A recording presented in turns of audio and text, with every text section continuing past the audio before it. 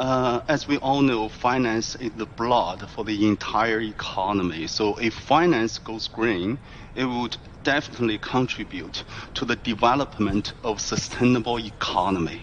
As early as in 2016, China published the guiding opinions for developing a green finance system, becoming actually the first country that installed a systematic framework for green finance development.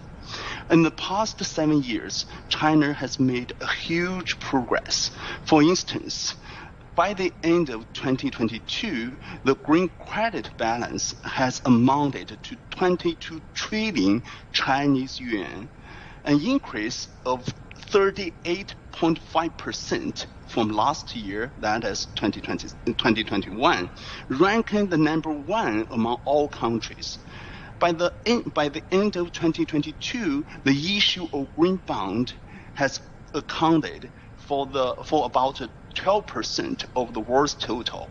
So the development of green finance has significantly powered the development of many clean technology, including renewable energy, energy efficiency technology, as well as pollution control technologies. Now, given your expertise, how do you assess the commitments and implementation of developed country funding? Well, speaking of the funds from developed countries, I want to particularly talk about the loss and damage fund. The loss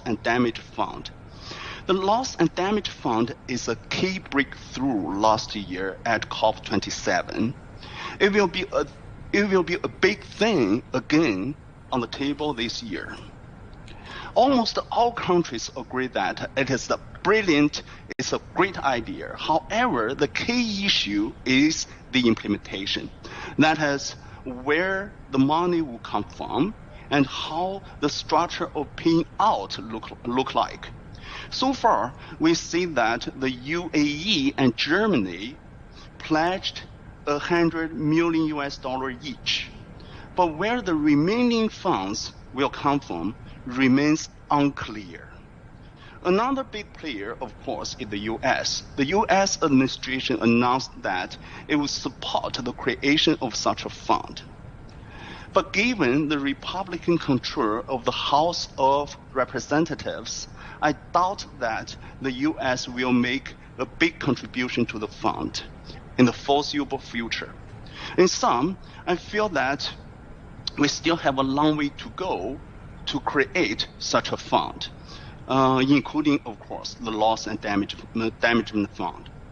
Now, allow me to expand on what you just said. The COP28 summit is calling for increased climate finance for developing countries and also the scaling up of investment in climate adaptation.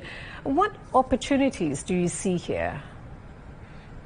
Well, if we have such a fund, it will bring tremendous opportunities for the technological advance, especially in clean technology, include wind, solar, energy storage, hydrogen, etc. Of course, it also brings tremendous opportunity for the commercialization of those clean technologies.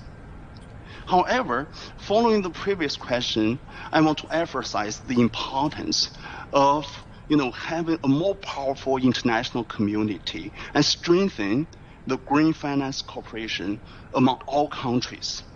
If every country only consider its own benefit and cost, especially take a very short-term vision, we are going to have a very typical phenomenon called the tragedy of the commons. So if we have this, we are not going to win the war against climate change. Our planet will be in a great danger.